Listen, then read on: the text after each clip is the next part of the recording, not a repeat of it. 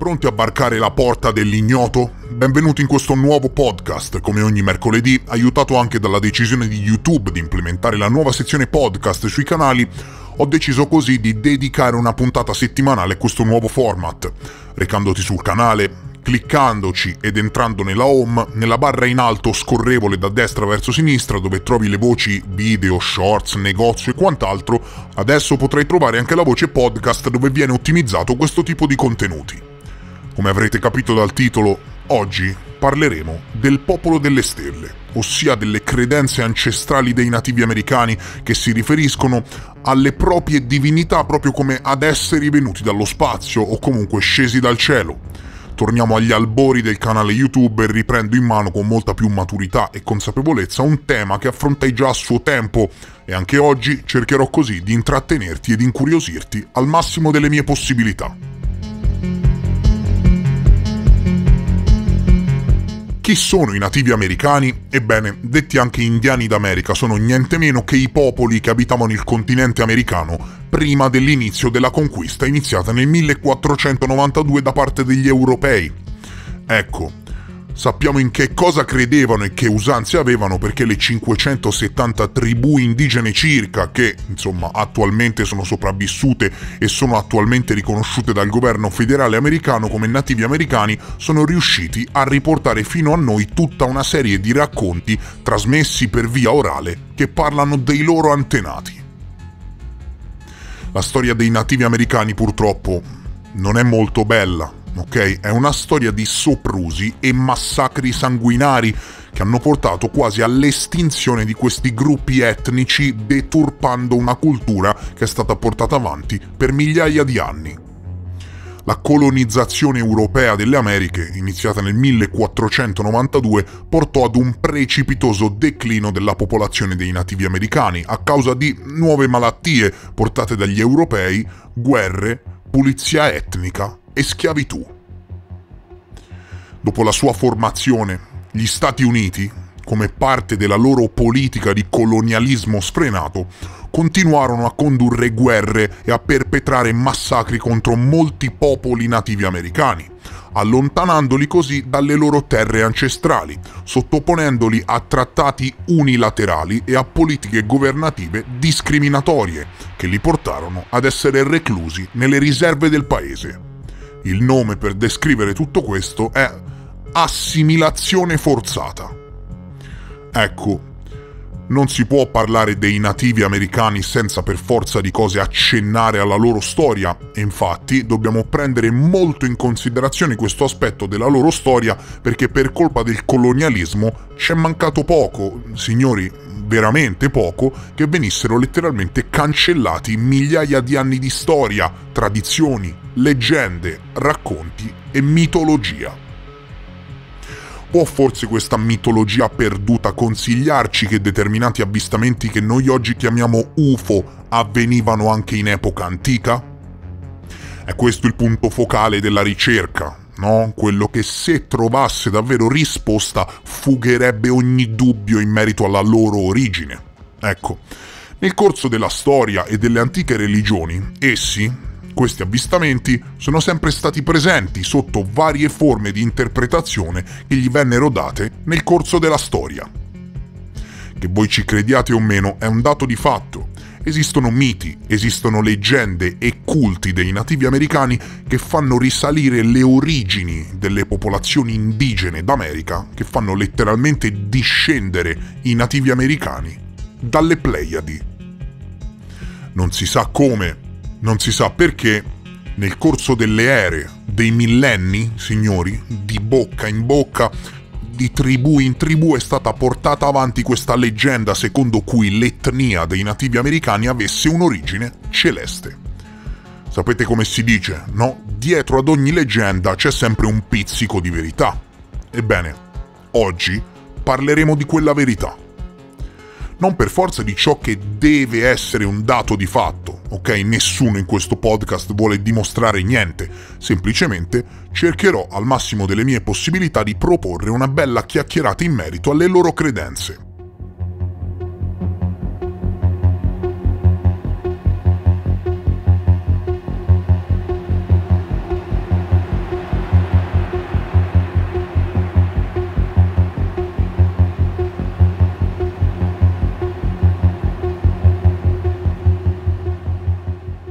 Esistono tantissime storie, cari signori, in cui delle piccole creature aliene intervenivano nella vita dei nativi, ma non sono storielle odierne, parliamo di storie che hanno 5.000 anni.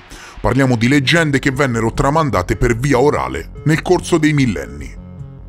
Esistono leggende sulle virtù magiche del DNA del popolo delle stelle, per esempio, che scorreva nelle vene delle tribù indigene della Terra. E se proprio vogliamo, tutto ciò ci riporta ad una sorta di interventismo ancestrale, celeste, in quello che è stato lo sviluppo della vita per come la conosciamo, no? Leggenda che, se vai a vedere, non è presente solo fra i nativi americani, ma in ogni altra cultura antica. I faraoni, per esempio, no? Si dicevano diretti discendenti degli dei e quindi governavano per diritto e concessione divina. Ecco, per chi ha consapevolezza, tutto ciò è un dato di fatto, non credete? Esistono vari libri di testimonianze, come per esempio Il ritorno dei popoli delle stelle di Hardy Six Killer Clark, in cui si evince, insomma, da tutte le testimonianze in prima persona che ha raccolto girando le tribù questa autrice, che difatti quelli che noi chiamiamo UFO per i nativi americani, specie per gli anziani che portano avanti un determinato filone della mitologia antica, sono i popoli delle stelle. E quindi, attenzione, i loro antenati. Inizialmente non capivo bene, nel senso, quando anche durante vari rituali mistici dei nativi americani mettevano in pratica rituali sciamanici per entrare in contatto con quelli che, insomma, chiamavano gli antenati, l'avrete visto anche nei film, no? Non ci si riferiva prettamente a persone decedute come se, che ne so, fossero le sedute spiritiche occidentali. No, da quelle parti, cari signori, ci si rifà a tutto un altro tipo di spiritismo. Infatti, per loro, gli antenati, quelli che chiamano antenati, non sono i loro avi defunti, ok? Mi seguite? Ma esseri che sono decisamente su un altro piano. Alieni, ok? Chiamali come vuoi. E non per nulla loro pensano che discendono dai popoli delle stelle. Ecco, a cosa mirano determinate pratiche sciamaniche? Mirano a fare da ponte fra questo mondo e chissà, forse un altro? Sono convinti della loro provenienza celeste, ancestrale, e identificano i loro discendenti come esseri giunti dal cielo. Gli antenati, infatti, che hanno insegnato loro la vita e il rapporto armonioso che hanno tutte queste popolazioni con la natura. Incontrarli per loro, cari amici, diventa come un arricchimento che apre finestre su altre realtà, e a differenza di altri popoli a cui magari dalle divinità scese dal cielo venivano imposti i sacrifici umani, il contattismo relativo ai nativi americani è un qualcosa di positivo e armonioso. Qual è la differenza fra una storiella senza senso e una narrazione culturale? Attenzione alle parole che vengono dette, Non devi sentire questi podcast, devi ascoltare, che è ben diverso. La storiella senza senso che rasenta la malattia mentale è quella che ti racconta Jimmy, il divulgatore contattato dagli alieni che vede Putin. È una...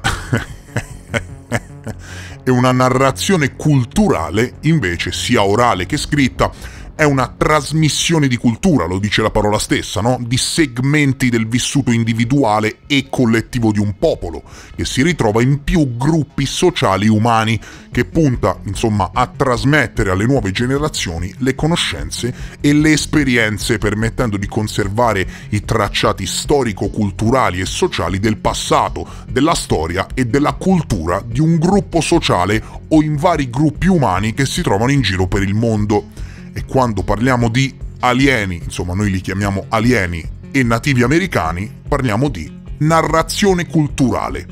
Quindi occhio, a bollare tutto come storiella. No, non sono storielle, ma è antropologia. Questo podcast non parla di alieni, ma di antropologia, ossia della scienza che studia i tipi e gli aspetti umani, soprattutto dal punto di vista psicologico. Dal punto di vista filosofico, invece, parliamo della dottrina che interessa la natura umana. E la domanda, insomma, è questa.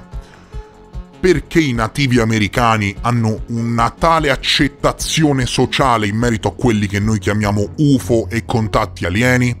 Perché per loro è così normale? E perché automaticamente torniamo indietro nel tempo parlando della mitologia di un popolo così antico?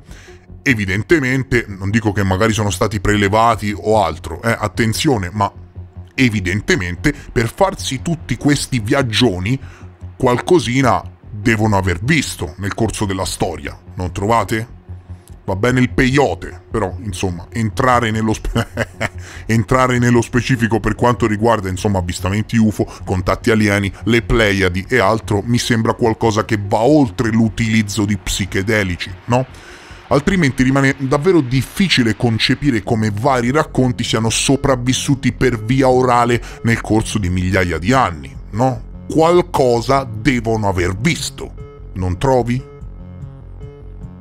Negli anni 70 gli indiani d'America sono stati spesso chiamati in causa dagli ufologi, che ne hanno messo proprio in evidenza i rapporti con alcuni strani avvistamenti. Queste interpretazioni hanno ottenuto una certa popolarità e hanno gettato nuove luci sui luoghi sacri delle tribù indigene. In che modo veneravano questi esseri e che interpretazione gli veniva data? E da un giorno all'altro i luoghi della sacralità indiana divennero veri e propri centri di misteriose forze spirituali connesse con antenati alieni, e la scienza che studia le antiche civiltà ha rivolto una sempre maggiore attenzione alla spiritualità indiana che, insomma, dai ragazzi, mettetela come volete, racconta la stessa storia che raccontano tutte le altre tribù del pianeta Terra. Ho già presentato qui sul canale le pitture rupestri del Sago Canyon nello Utah, scritto S-E-G-O, Sago Canyon. Pitture rupestri che hanno più di 5.000 anni, andatevele a vedere. Anche ora, mentre sto parlando, scrivete su Google Sago Canyon Utah pitture rupestri e vedrete, come dire, esseri molto, molto misteriosi. Indovinate un po' chi ci abitava nello Utah migliaia di anni fa? Ovviamente ci abitavano i nativi americani, ed ecco che abbiamo una sorta di trasposizione originale sulla roccia, quindi una prova scritta, possiamo chiamarla, dei misteriosi antenati dei nativi americani, o perlomeno dell'immagine che avevano in testa loro mentre li disegnavano. Ci sono vari dipinti nel Sago Canyon, alcuni che risalgono addirittura al 1400 e altri, pensate, che risalgono all'8000 a.C. I dipinti, in quello che viene chiamato Barrier Canyon Style, signori, sono attribuiti al popolo arcaico di questa regione e le date di questi antichi popoli sono state stimate dall'8000 a.C. fino al 1000 d.C. circa. La parte di Canyon, che un tempo si chiamava Barrier Canyon, infatti, ma che ora si chiama Horse Show Canyon, è caratterizzata da figure spettrali, dipinte senza braccia, cioè sono stranissime, andate a guardarle, senza braccia, gambe o senza tratti del viso. Alcuni non hanno il naso, alcune sembrano fluttuare, sembrano strane figure antropomorfe, strani copricapo, con occhi del tutto sproporzionati. Alcune figure potrebbero rappresentare le orbite vuote o, insomma, semplicemente degli occhi molto grandi. Ecco. Gli archeologi concordano nel dire che le figure dipinte dalle tribù arcaiche rappresentano delle divinità.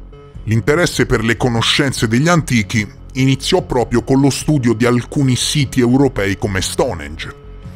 E qui si notò che la disposizione delle pietre segue gli allineamenti astronomici legati al sorgere e al tramontare del sole e alle feste pagane del solstizio, e non per niente la stessa metodica alcuni archeologi americani, ebbene sì, questo non te lo dice nessuno, l'hanno ritrovata nell'America centrale e meridionale, così come negli Stati Uniti e in altri siti megalitici.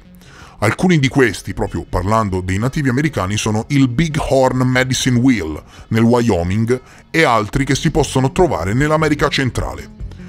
Troviamo delle costanti fra i vari monumenti in giro per il mondo che si rifanno alle credenze ancestrali degli antichi puntando il cielo.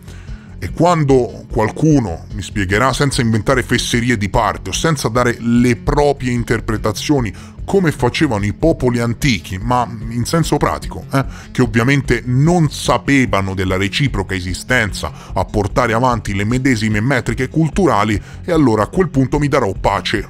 Fino a quel momento continuo a farmi domande. Va bene? Durante tutta una serie di ricerche, vi invito caldamente, mamma mia, caldamente dire poco, vi invito all'ennesima potenza a recuperare la mia playlist di video intitolata Archeologia Misteriosa. Durante tutta una serie di ricerche, in tutto ciò è emersa senza ombra di dubbio la presenza di sofisticate conoscenze astronomiche che andavano dall'Europa all'America centrale e meridionale. E vi illumino?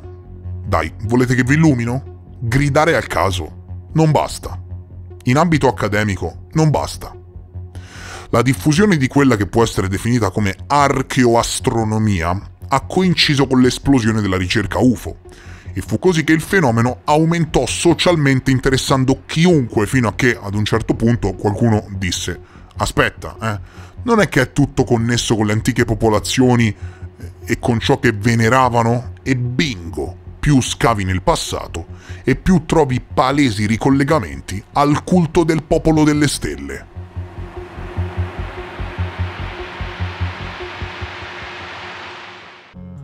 Spesso, e soprattutto come nel caso dei gruppi tribali degli indiani d'America, queste antiche tradizioni sono incorporate all'interno delle religioni, o quantomeno della loro storia antica. Sono, insomma, leggende che colorano la loro religione, di stampo naturalistico, mentre credono che la loro creazione sia legata ad antenati provenienti dalle stelle, riferendo di continuo collaborazioni e contatti regolari con le popolazioni celesti mixate con le nuove interpretazioni dei siti antichi in America e in altri luoghi del mondo.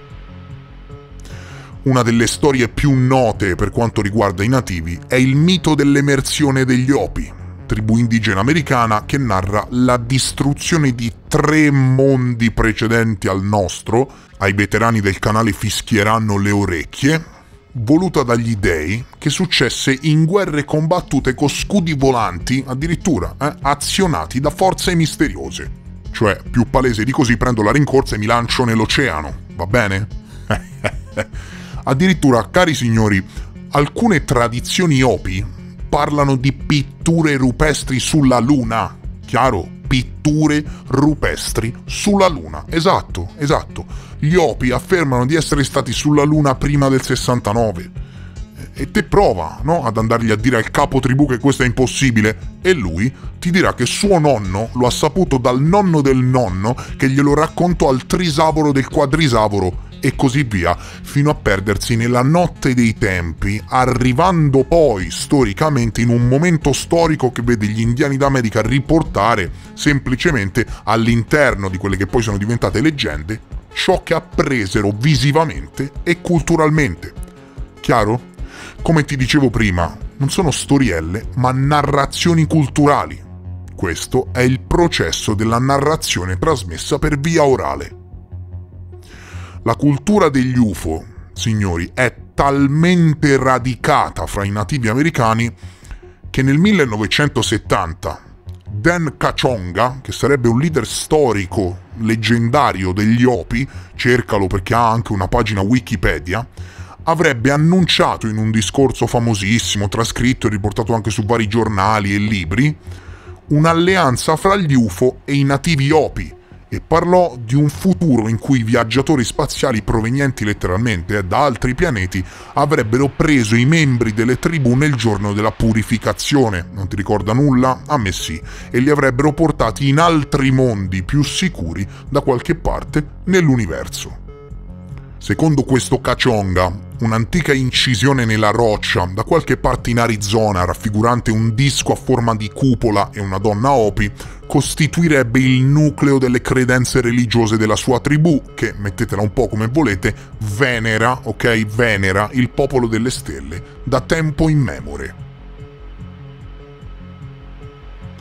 Un'altra tribù molto interessante, cari signori, dal punto di vista celeste, è quella degli Anasazi, che hanno lasciato nel Chaco Canyon, in New Mexico, alcune pitture rupestri molto ambigue. Per esempio, secondo gli Anasazi, le entità scese dal cielo non venivano prettamente dal cielo fisico come lo intendiamo noi, ma dal regno degli spiriti, e quindi da un'altra dimensione. E qui, se vogliamo, troviamo consigli storici per quanto riguarda l'ipotesi parafisica.